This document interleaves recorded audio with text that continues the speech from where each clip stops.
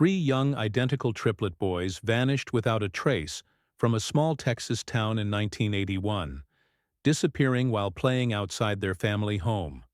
But 30 years later, their mother spots a crucial detail hidden in one of their old photographs, a shocking discovery that would expose what really happened to them. The afternoon heat pressed down on the Rodriguez backyard as Diana Hartwell stood watching children laugh and play at Tommy's 8th birthday party.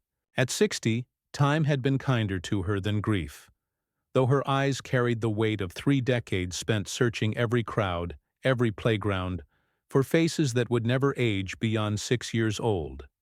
Frank, her husband of 35 years, chatted near the barbecue grill with other neighborhood fathers. The party had the comfortable rhythm of suburban tradition: cake cut, candles blown, presents opened.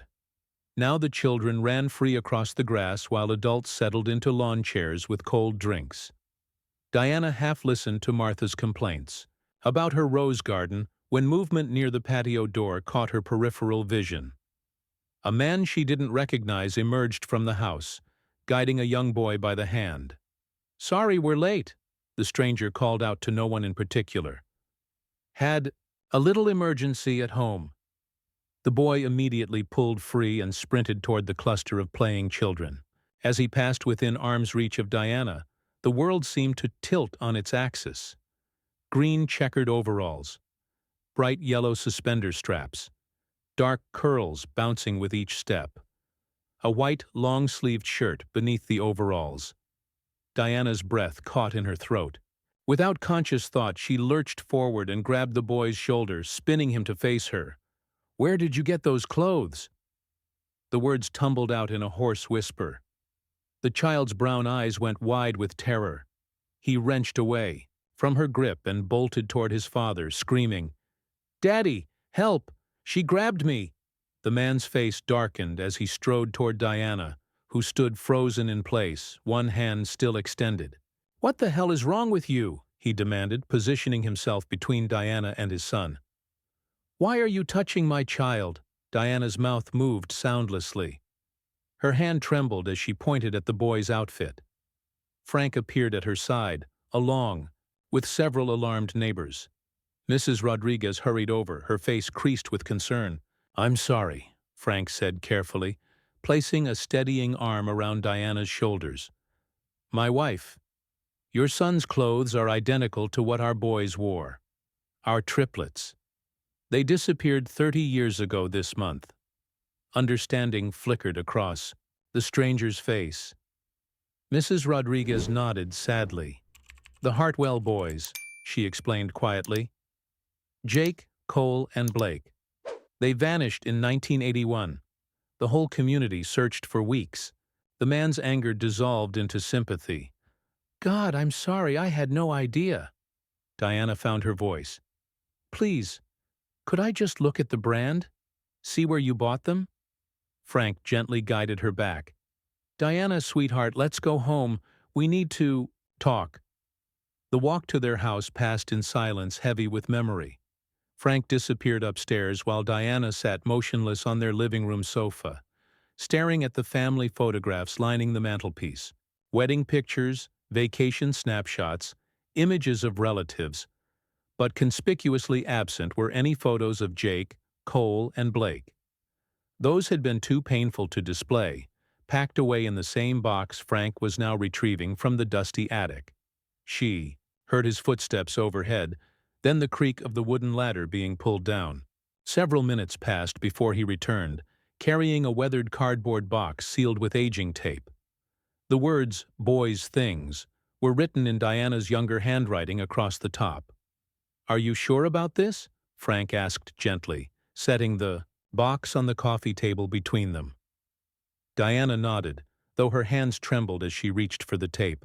"I need to see them again, to remember exactly what they looked like in those overalls." Together they peeled away the yellowed tape and lifted the lid.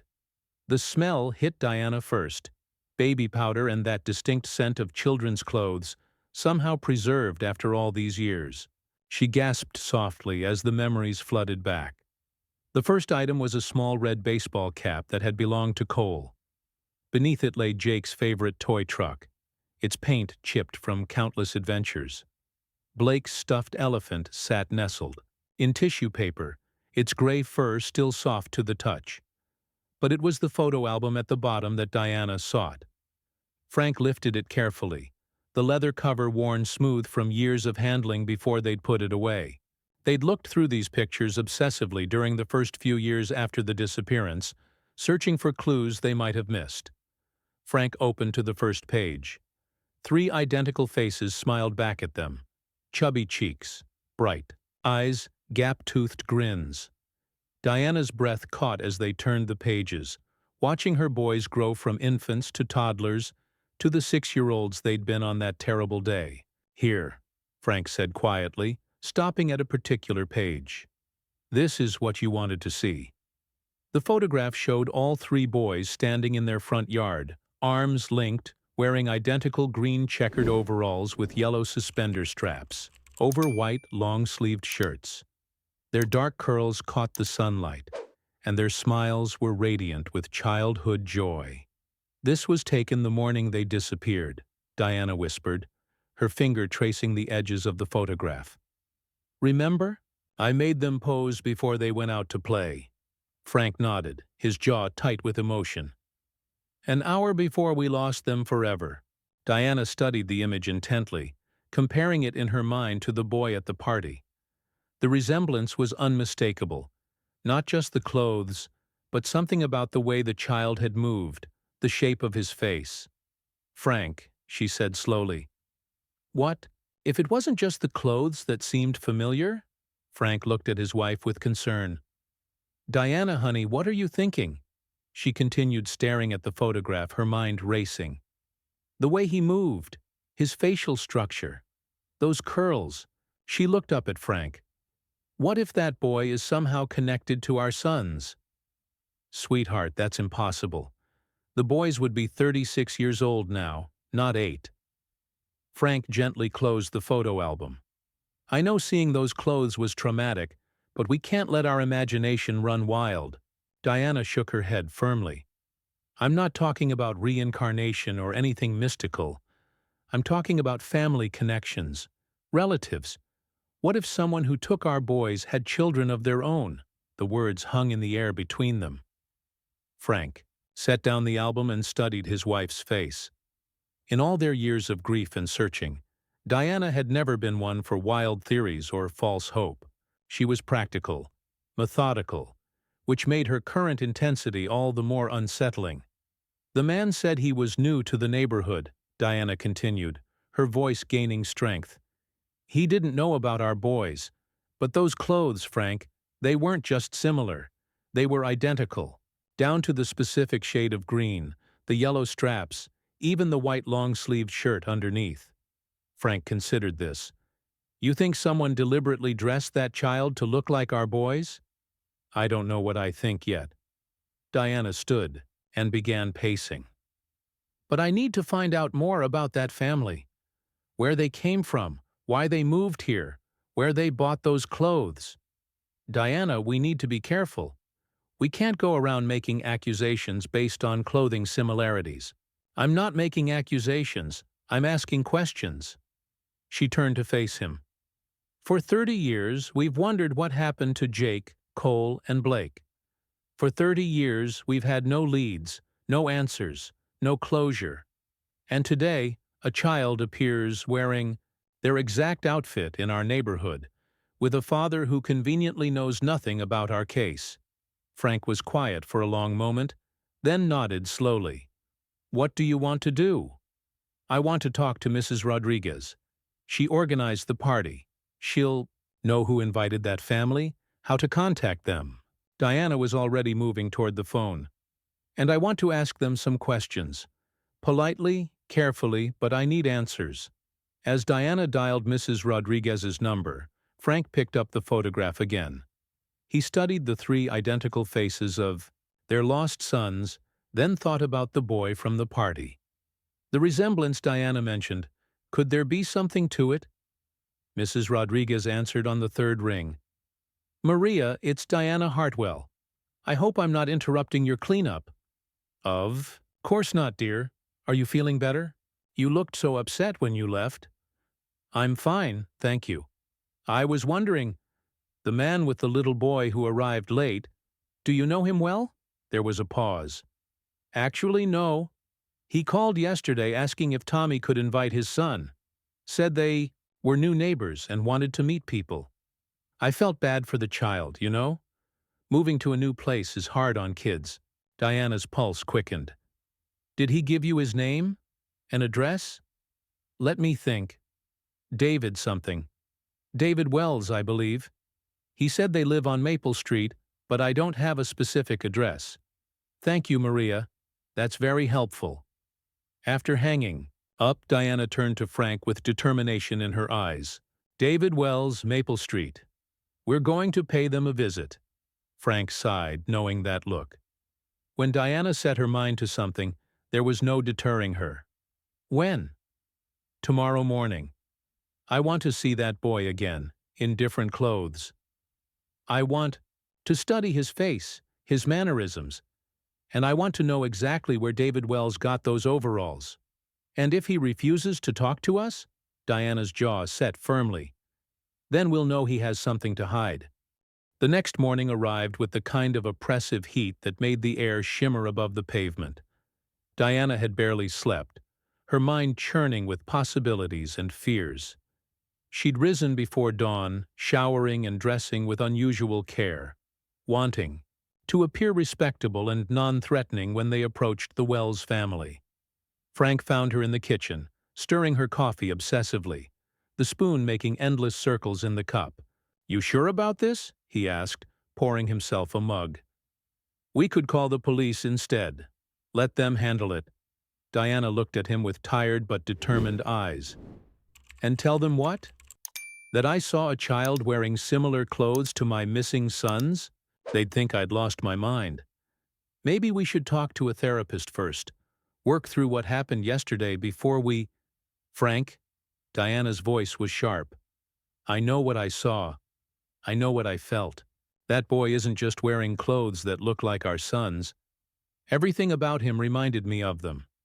His height, his build, the way he moved. She set down her coffee cup with a decisive clink. I'm going to Maple Street. With or without you? Frank sighed, recognizing the futility of arguing. All right. But we go together, and we stay calm. No accusations, no demands. Just questions. 20 minutes later, they were walking slowly down Maple Street, a tree-lined residential road with modest, single-story homes and well-maintained lawns.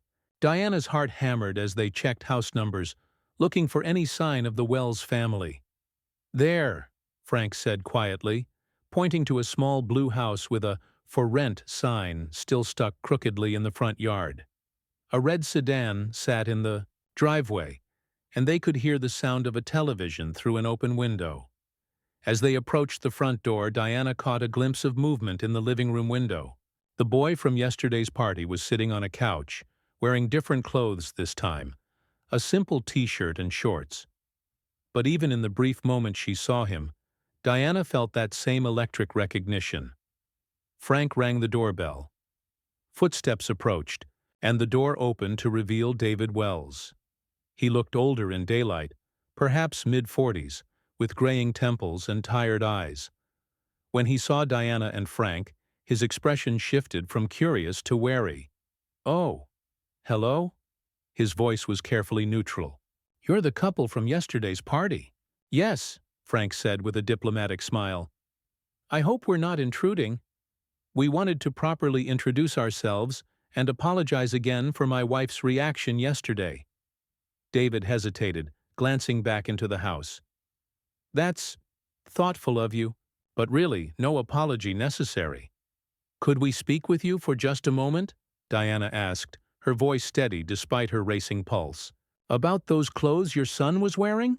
Something flickered across David's face, too quickly for Diana to interpret. Fear? Annoyance? Guilt? I'm not sure what there is to discuss, he said, his hand tightening on the doorframe. Like I said, yesterday I bought them at a department store. Which store? Diana pressed gently. "I'd love to get a similar outfit for my nephew. They were so well made." David's eyes darted between them. "I honestly can't remember. It was months ago. Target, maybe? Or Walmart?" Frank stepped forward slightly. "The thing is, Mr. Wells, those particular overalls, that specific style and color, they haven't been manufactured since the early 1980s. My wife has spent years looking for replacements." The color drained from David's face. Behind him, they could hear the boy calling out, "Dad? Who's at the door?" "Nobody, son." "Stay in the living room," David called back, his voice strained. He turned back to Diana and Frank, his friendly demeanor completely gone. "I think you should leave." "Mr. Wells," Diana said urgently, sensing the conversation slipping away, "where did you live before moving here? Where did you and your son come from? That's none of your business." David started to close the door, but Diana stepped forward. "Please, I just need to know about those clothes. They're identical to ones my sons were wearing when they disappeared 30 years ago." David froze, his hand on the door. For a long moment he stared at Diana with an expression she couldn't read. Then, very quietly, he said, "I think you have the wrong family." The door closed firmly, leaving Diana and Frank standing on the porch in the blazing Texas heat. Diana and Frank stood on the porch for several seconds, staring at the closed door. Through the thin walls they could hear muffled voices. David speaking in urgent, hushed tones to someone, though they couldn't make out the words. "Well, that went well," Frank muttered sarcastically, taking Diana's arm. "Come on, let's go before he calls the police." But Diana didn't move. She was studying the house, noting details she'd missed before. The rental sign was weathered, suggesting it had been there for months. The lawn was overgrown in places, as if recently neglected. Most telling of all, there were no children's toys visible anywhere. No bikes, balls, or playground equipment that would typically indicate a family with an 8-year-old boy. "Something's not right here," she whispered to Frank. "Look around. Where are the signs that a child lives here?" Frank glanced around and frowned. She was right. The house looked more like a temporary hideout than a family home. As they walked back toward the street, Diana noticed a neighbor across the way watering her garden. The woman, elderly with silver hair tied back in a neat bun, watched them with undisguised curiosity. "Excuse me," Diana called out, approaching the woman's fence. "I'm Diana Hartwell. My husband and I were just visiting the Wells family." The woman turned off her hose and walked over, wiping her hands on a gardening apron. "I'm Margaret Chen. Are you friends of theirs?" "Not exactly," Frank said carefully. "We met them at a neighborhood party yesterday. They mentioned being new to the area." Margaret's expression darkened slightly. "New is right. They moved in about 3 weeks ago, but they keep very strange hours. The man leaves at odd times, sometimes in the middle of the night. And that poor little boy." She shook her head. "I hardly ever see him outside playing. Very unusual for a child that age." Diana's pulse quickened. "Have you spoken with them? At all?" "I tried to welcome them when they first arrived. Brought over a casserole, you know, the neighborly thing to do." Margaret leaned closer, lowering her voice. "The man answered the door, but he seemed very nervous. Kept looking over his shoulder like he was afraid someone might see me there. And when I asked about the boy's mother, he got very agitated. Said she wasn't in the picture anymore." "What about the boy himself?" Diana asked. "Have you seen him up close?" Margaret nodded. "A few times, usually getting in or out of their car very quickly. Sweet-looking child, but he always seems scared. Somehow. Never makes eye contact. And he's much too thin for a boy his age." Frank and Diana exchanged meaningful glances. Everything Margaret was describing painted a picture of a man on the run, possibly with a child who didn't belong to him. "Mrs. Chen," Diana said carefully, "has the boy ever tried to approach you? Or seemed like he wanted to talk?" "Funny you should ask. Just last week I was out front trimming my roses when I saw him standing at their living room window, pressing his hands against the glass. He looked like he wanted to come outside, but then the man appeared and pulled him away from the window. Margaret's expression grew concerned.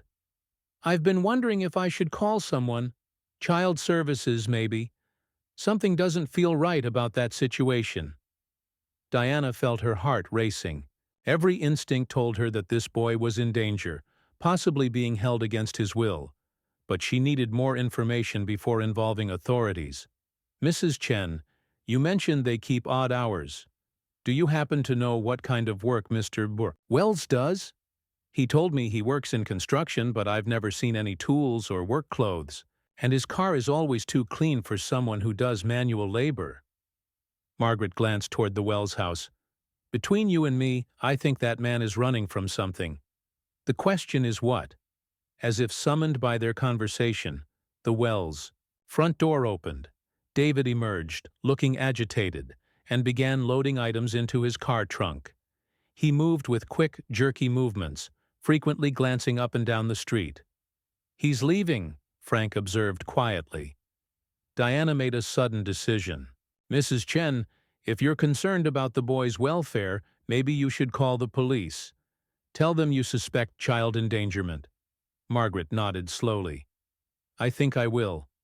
That child deserves better than whatever's happening in that house. As they watched, David got into his car and drove away, leaving the house silent and apparently empty.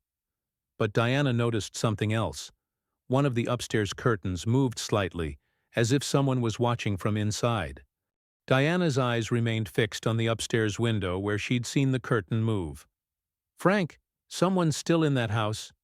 It could be nothing, Frank said, though his voice lacked conviction.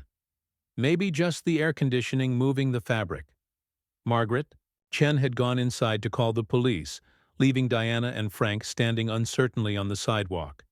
The Wells house sat silent, its windows like vacant eyes staring back at them. I'm going to try the back door, Diana said suddenly. Absolutely. Not. Frank caught her arm. We're not breaking into someone's house based on suspicions. What if that boy is in danger? What if he's been left alone or worse? What if he's tied up in there? Diana's voice rose with urgency. Those curtains moved, Frank. Someone is watching. Us. Before Frank could respond, they heard a car engine approaching. David Wells' red sedan turned the corner, moving faster than the residential speed limit allowed.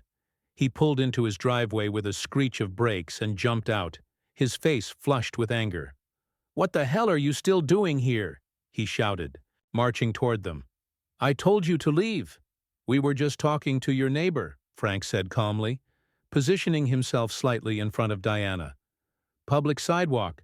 David's eyes darted between them and Margaret Chen's house, where the elderly woman could be seen through her front window, clearly on the phone. His expression shifted from anger to panic. You called the cops on me? His voice cracked. Based on what? I haven't done anything wrong. Then you have nothing to worry about, Diana said, studying his face. Sweat beaded on his forehead despite the car's air conditioning, and his hands trembled slightly. This was not the behavior of an innocent man. Look, I don't know what kind of sick game you people are playing, David said, backing toward his house, but my son and I are leaving. Today. Right now. Where is your son? Diana asked sharply. We saw him in the window upstairs. David froze mid-step. He's taking a nap. At 2 in the afternoon? On a Saturday? Frank's eyebrows rose. What 8-year-old takes naps during the day? My son does what I tell him to do, David snapped, then immediately looked like he regretted the words. I mean, he was tired from the party yesterday. Diana took a step closer. Mr. Wells, or whatever your real name is, that boy upstairs isn't your son, is he? The color drained from David's face completely. For a moment he stood frozen, his mouth opening and closing soundlessly. Then, without warning, he turned and ran toward his front door. Stop! Diana shouted, but David was already inserting his key with shaking hands. The sound of approaching sirens filled the air. Two police cruisers rounded the corner, their lights flashing but sirens now winding down as they pulled up to the Wells house. David's shoulders sagged in defeat. He turned to face the approaching officers, his hands raised slightly. The fight. Gone out of him. "Officers," Frank called out as the first policeman exited his vehicle. "We're the ones who asked Mrs. Chen to call. We have reason to believe this man may be holding a child against his will." The lead officer, a tall man with graying hair and kind eyes, nodded. "I'm Sergeant Rodriguez. Can you explain your concerns?" As Frank began recounting their suspicions, Diana noticed David whispering urgently to the second officer, gesturing toward his house. The officer nodded and accompanied David to the front door. "Wait," Diana called out. "Don't let him go in there alone. If there's a child inside—" Sergeant Rodriguez held up a hand. "Ma'am, we'll handle this properly. Officer Martinez is going to do a welfare check with Mr. Wells' permission." But as they reached the front door, David suddenly grabbed the officer's radio from his belt and threw it across the yard. In the confusion that followed, he darted inside the house, slamming the door behind him. "He's going for the boy!" Diana screamed. Through the upstairs window they could hear shouting, then a child's terrified cry that cut through the afternoon air like a knife. The sound sent ice through Diana's veins. It was a cry of pure terror, the sound of a child who had been living in fear for far too long. Sergeant Rodriguez was already calling for backup as Officer Martinez prepared to breach the front door. Whatever was happening inside that house, Diana knew with absolute certainty that an innocent child's life hung in the balance. And somewhere in her heart, she couldn't shake the feeling that the child upstairs might be connected to her own lost boys in ways she was only beginning to understand. Officer Martinez kicked open the front door with a splintering crash. The house erupted in chaos, David's voice shouting from upstairs, the child's terrified sobbing, and the thundering footsteps of police officers storming through the small rental home. Diana and Frank pressed closer to the police tape that Sergeant Rodriguez had quickly established, their hearts pounding as they strained to hear what was happening inside. Margaret Chen stood beside them, clutching her phone and whispering prayers under her breath. "Let me go! Let me go!" The child's voice carried clearly through the open front door, high-pitched with panic and desperation. "Shut up!" David's voice roared back. "Nobody's coming to save you anyway." Sergeant Rodriguez spoke rapidly into his radio, calling for Child Protective Services and an ambulance. "We need a crisis negotiator here now," he added tersely. Through the chaos, Diana caught fragments of what was happening upstairs. Officer Martinez's calm, professional voice attempting to de-escalate the situation. David's increasingly erratic responses. And underneath it all, the heartbreaking sound of a child who had clearly been living in terror for far too long. "Please, don't hurt me," the boy sobbed. "I want to go home. I want my mommy." Diana's knees nearly buckled. The voice, the cadence, even the way the child pronounced certain words, it all sounded achingly familiar. She gripped Frank's arm so tightly, her knuckles went white. "That could be one of our boys," she whispered urgently. "The voice, Frank. Listen to the voice." Frank's face was pale, but he shook his head slightly. "Honey, you're hearing what you want to hear. Our boys would be 36 years old now. What if someone has been keeping them young somehow?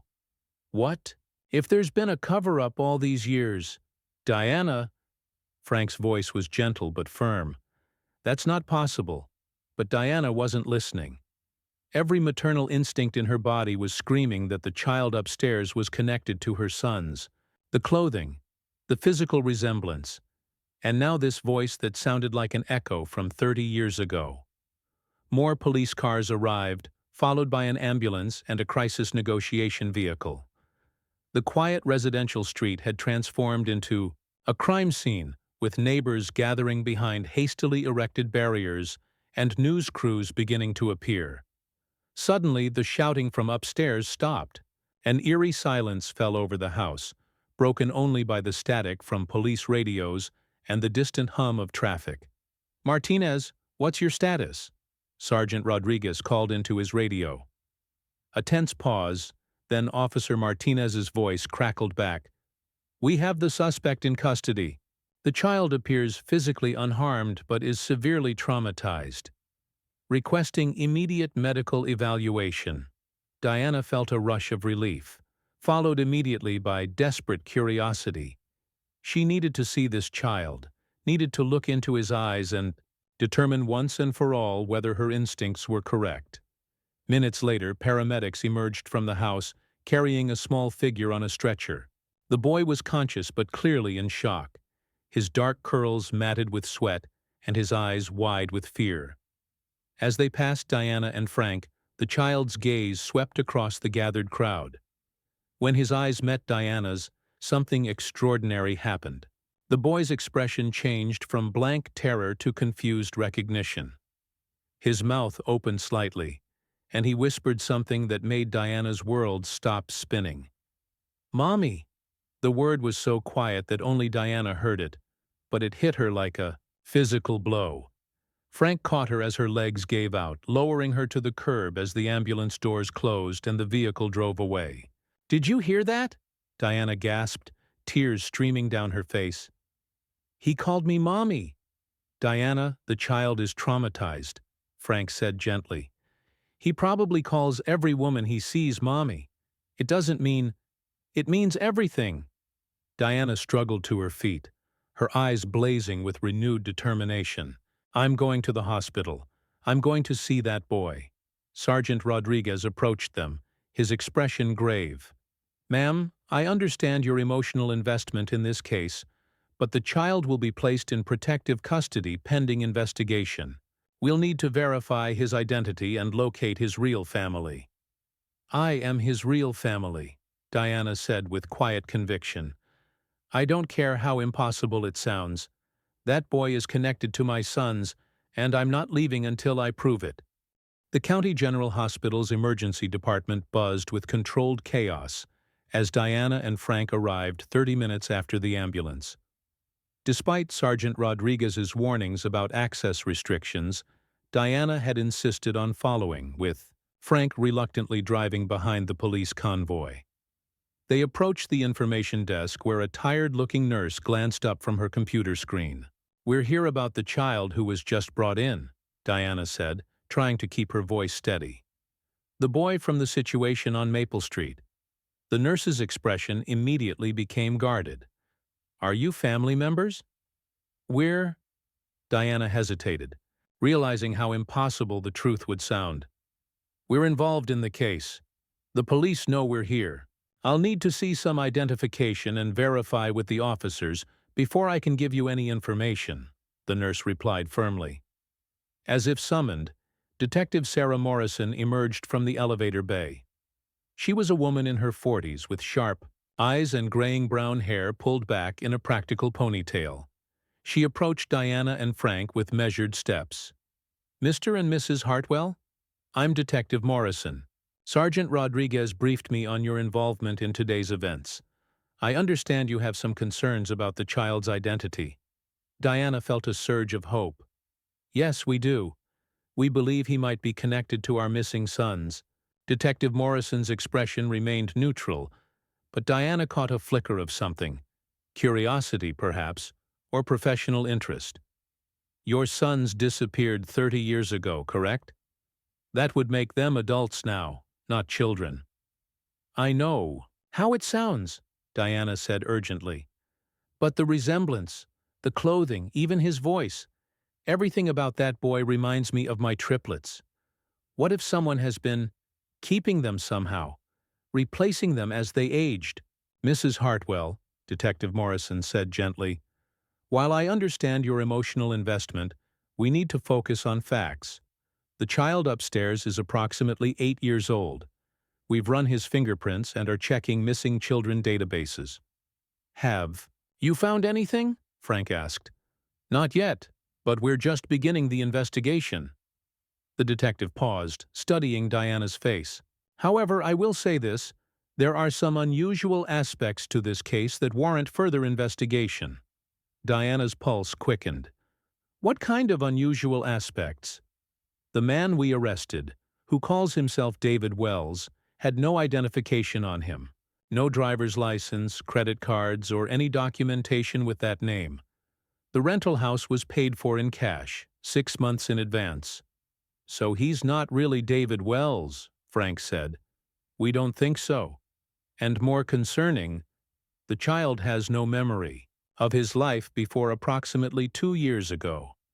He can't remember his real name, where he came from, or his parents.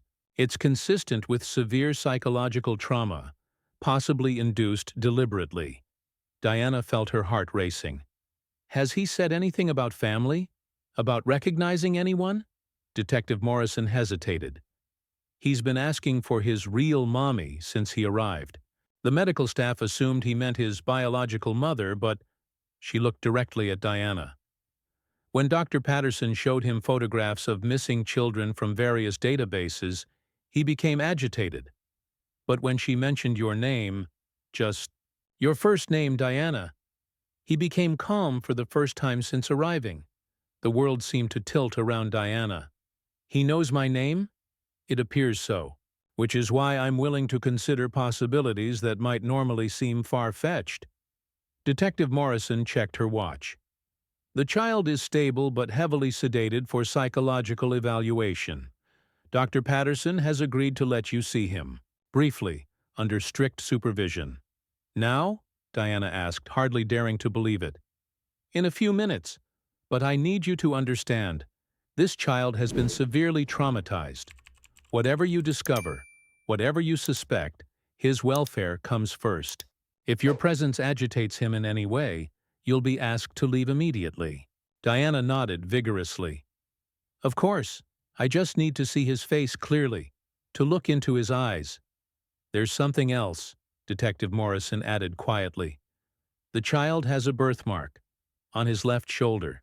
It's quite distinctive, shaped like a crescent moon. Diana's hand flew to her throat. Jake had a birthmark exactly like that, in exactly that spot. Detective Morrison's eyebrows rose.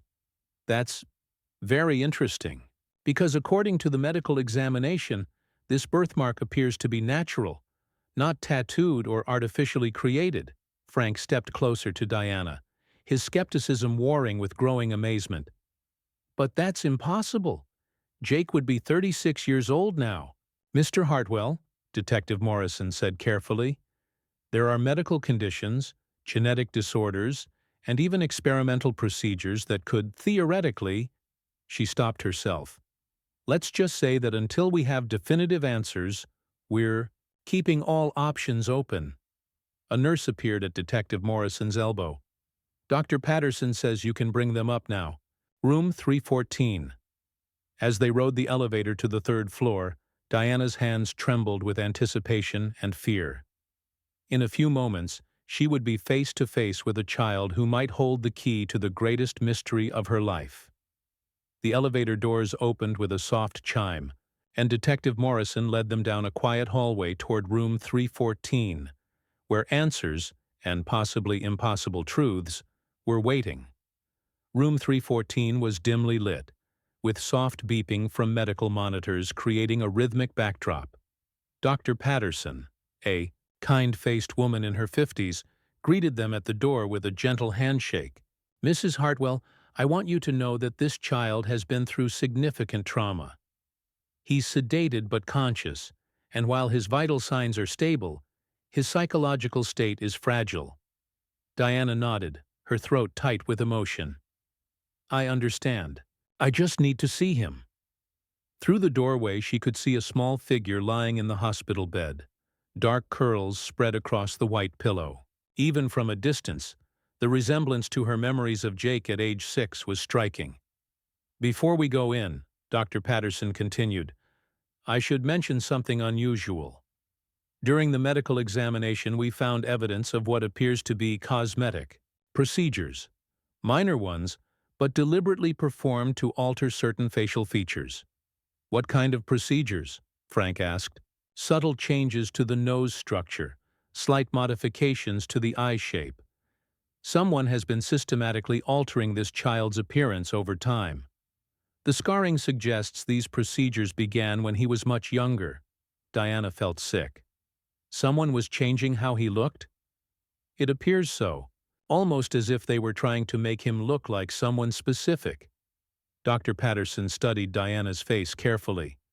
Or trying to make him not look like someone. Detective Morrison stepped forward.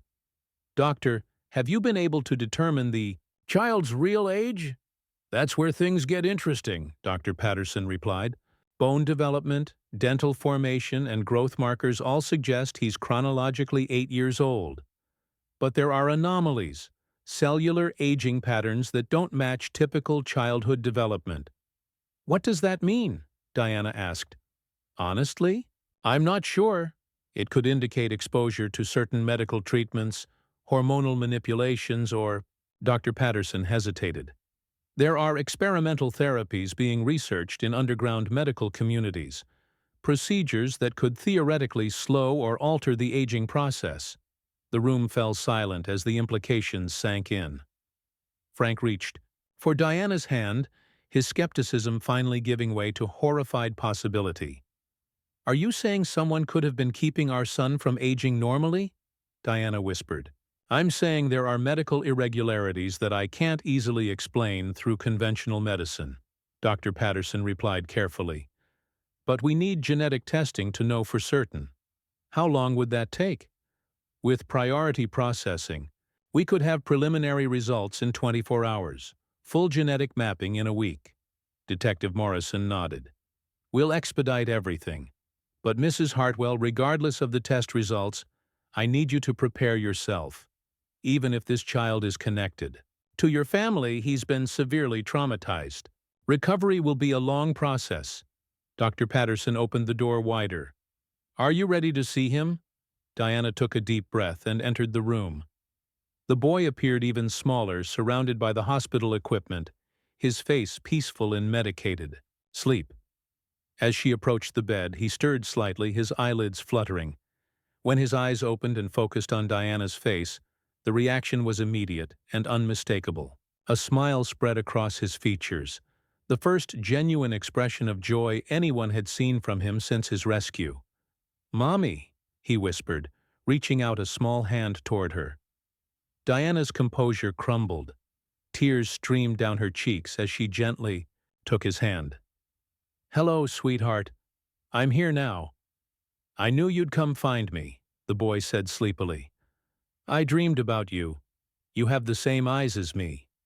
Frank moved closer to the bed, studying the child's features intently.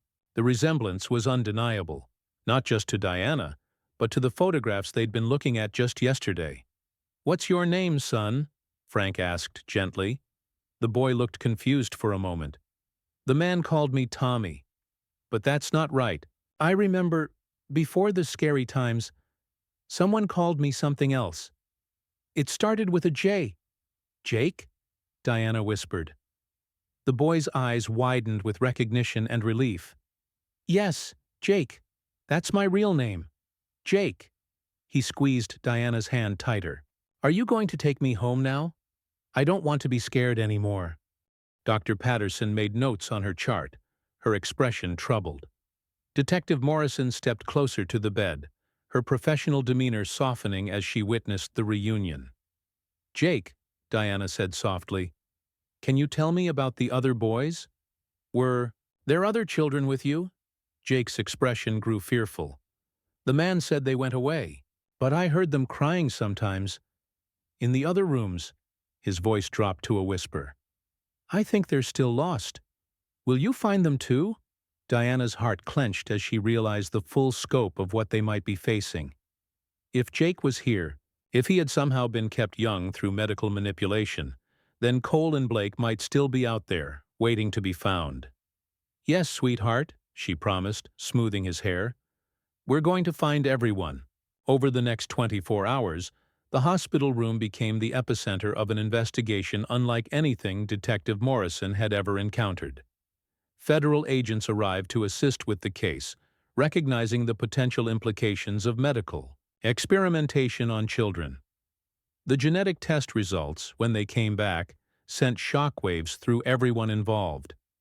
"The DNA is a perfect match," Dr. Patterson announced to the assembled group. "This child is definitively Jake Hartwell." But the cellular analysis reveals something unprecedented. Diana sat beside Jake's bed, holding his hand as he dozed fitfully. Frank stood behind her, his hand on her shoulder, both parents struggling to process the impossible reality. "What exactly did they do to him?" Diana asked, her voice barely above a whisper. "Based on our analysis, someone has been administering regular treatments designed to halt normal aging processes.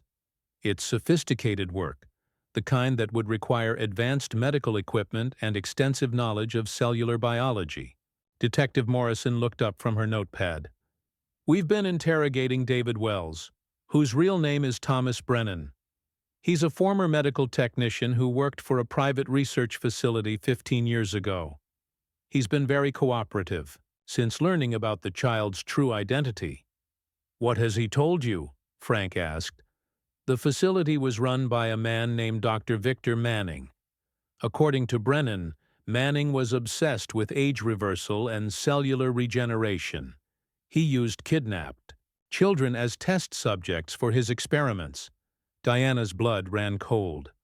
"Our boys were guinea pigs?" "It appears so.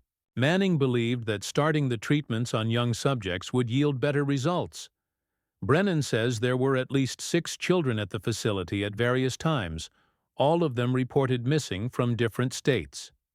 "Where are the others?" Diana demanded. "Where are Cole and Blake?" Detective Morrison exchanged glances with Dr. Patterson. "Brennan led us to the facility last night. It was abandoned, but we found evidence of multiple subjects, medical records, treatment logs, and—" She hesitated. "Personal belongings from various missing children spanning 3 decades.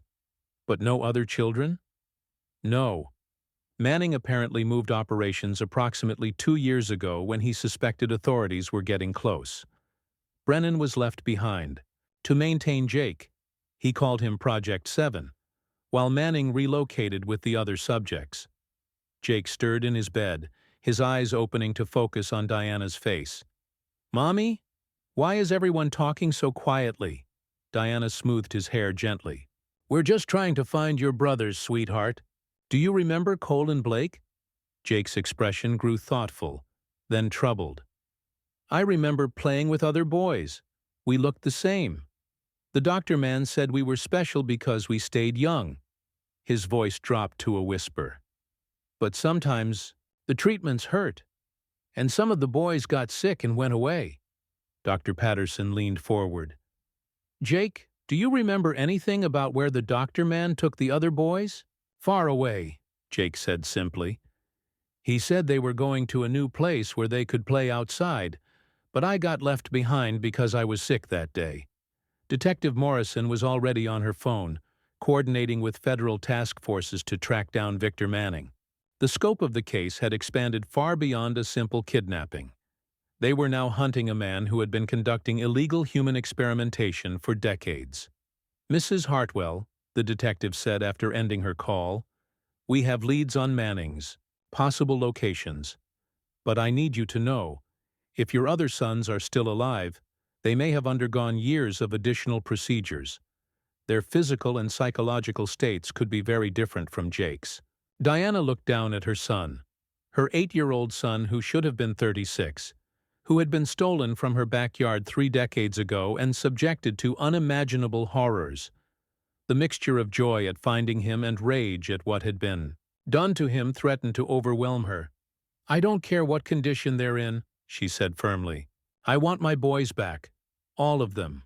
Frank squeezed her shoulder. "We'll find them, Diana. However long it takes." Outside the hospital room, the investigation continued at breakneck speed. Time was critical now. If Manning realized that Jake had been discovered, he might disappear with Cole and Blake forever.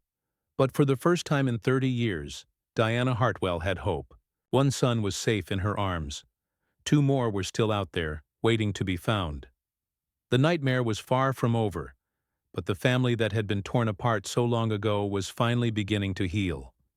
3 days later, the breakthrough came at 4:47 a.m.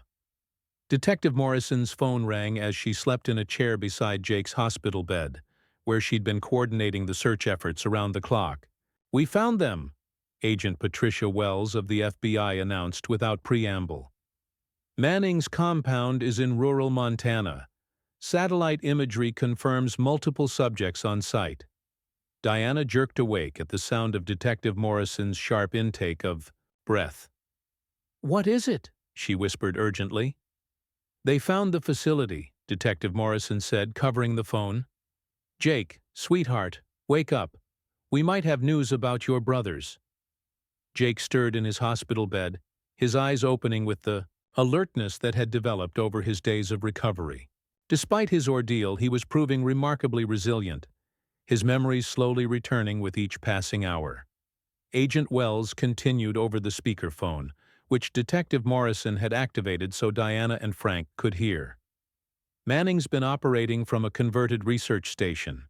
We have thermal imaging showing what appears to be 8 individuals inside, 1 adult and 7 children or small adults." 7? Diana's heart raced. "That means there are others beyond Cole and Blake. It appears Manning has been collecting subjects over the years. The facility is heavily fortified, but we're moving in within the hour. I need you to know, we don't know what condition we'll find them in." Jake sat up in his bed, his small face serious beyond his apparent years. "The doctor man said some of the treatments made kids different. Some got bigger but stayed kids in their heads. Others got sick and couldn't remember things." Dr. Patterson, who had remained close to monitor Jake's recovery, leaned forward. "Jake, is there anything else you remember about the other children? Anything that might help the agents?" Cole was always scared of needles, so he hid a lot. "Blake was brave. He used to tell the doctor man he was being mean." Jake's voice grew smaller. "I hope they remember me. I hope they remember home." Agent Wells's voice crackled through the phone again. "Mrs. Hartwell, we'd like you and your husband to fly to Montana.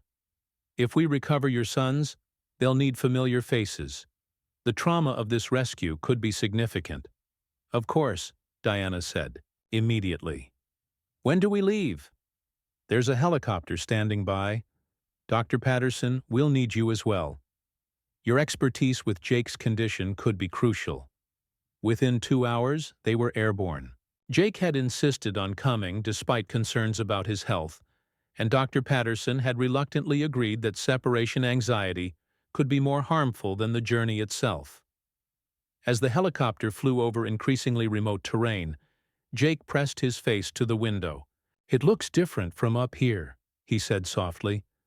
"When the doctor man brought me to the scary man's house, I couldn't see the mountains." The landscape below was vast and unforgiving, perfect for hiding illegal operations far from prying eyes. In the distance, Diana could see the flashing lights of the FBI tactical teams surrounding a cluster of buildings nestled in a valley. "There," Agent Wells pointed through the helicopter window. "That's Manning's compound." Even from the air, Diana could see the fortress-like quality of the installation. High fences, security cameras, and what appeared to be guard towers suggested this was no ordinary research facility. The helicopter began its descent toward a makeshift landing zone established by the FBI. Diana gripped Frank's hand tightly as they approached what might be their final chance to reunite their family. "Whatever we find down there," Frank said quietly, "we face it together." Jake reached out and took Diana's other hand. "Don't worry, Mommy. Cole and Blake are strong. They're waiting for us." As the helicopter touched down, Diana could see FBI agents in tactical gear moving toward the main building. Somewhere inside that compound, after 30 years of separation and unimaginable suffering, her other sons were waiting. The final chapter of their nightmare was about to begin. But this time, Diana Hartwell wasn't just hoping for answers. She was armed with the truth, supported by law enforcement, and accompanied by one son who had already come home. Whatever horrors they discovered inside that compound, the Hartwell family would face them together. The compound's main building fell silent as FBI agents completed their sweep. Diana stood in the mobile command center, clutching Jake's hand as they waited for news from inside. Through the bulletproof windows, she could see agents escorting. A tall, gaunt man in handcuffs, Dr. Victor Manning, the monster who had stolen 30 years from her family. Agent Wells emerged from the building, her expression carefully controlled. "Mrs. Hartwell, we've secured 7 subjects. They're alive, but—" She paused, choosing her words carefully. "The conditions vary significantly." "Where are Cole and Blake?" Diana demanded. "We believe we've found them." "Dr. Patterson, we need you inside immediately." 2 of the subjects appear to be in similar condition to Jake, but there are complications. Diana's heart hammered as they approached the compound. The building's interior was a maze of medical equipment, holding cells disguised as bedrooms, and treatment rooms that looked more like torture chambers. Agent Wells led them to a secured wing where FBI medics were attending to the rescued subjects. In the first room, Diana saw a boy who appeared to be around 10 years old, with the same dark curls as Jake, but an unnaturally vacant expression. "Cole," Diana whispered. The boy looked up at the sound of his name, and Diana saw a flicker of recognition in his eyes. But when he spoke, his words were confused and childlike, despite his slightly older appearance. "Jake? Is Jake here?" "The doctor said Jake went away forever." "I'm here, Cole." Jake broke free from Diana's grip and ran to his brother. "I told you. I'd find you." The reunion was heartbreaking and beautiful, 2 boys embracing while agents and medical personnel worked around them. But Diana's relief was tempered by the obvious damage that had been done to Cole's mind. "Blake is in the next room," Agent Wells said gently. "But Mrs. Hartwell, you need to prepare yourself." In the second room, Diana found a young man who appeared to be in his early 20s, though his medical chart indicated the same age manipulation treatments. Unlike his brothers, Blake had been subjected to different experiments, ones that had allowed partial aging while maintaining psychological dependence. When Blake saw Diana, his reaction was immediate and devastating. "Mom," he sobbed, his voice that of a man, but his emotions those of a frightened child. "I knew you'd come. I tried to protect the little ones, but the doctor made me forget things." Diana rushed to embrace him, marveling at how her 6-year-old son had grown into this broken young man while retaining the innocence of childhood. Dr. Patterson was documenting everything, her face grim as she observed the varying effects of Manning's experiments. "Each child was subjected to different protocols," she explained to Frank. "Jake was kept youngest, Cole was allowed limited development, and Blake—" She gestured toward the young man clinging to Diana. "Blake was used as a caretaker for the younger subjects."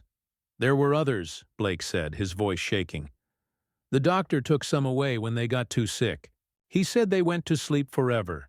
Agent Wells nodded gravely. "We found evidence of at least 12 other victims over the years.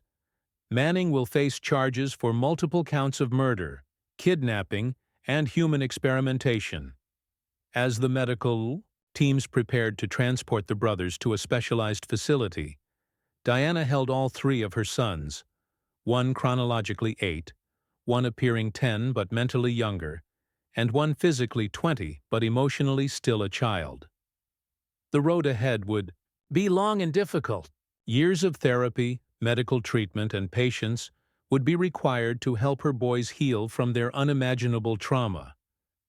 But for the first time in 30 years, the Hartwell family was complete. Outside the compound, as helicopters prepared for the journey home, Jake looked up at Diana with eyes that had seen too much but still held hope. "Are we really going home now, Mommy? All of us together?" Diana kissed his forehead, then looked at Cole and Blake, her heart breaking and soaring. Simultaneously. "Yes, sweetheart. We're all going home, finally."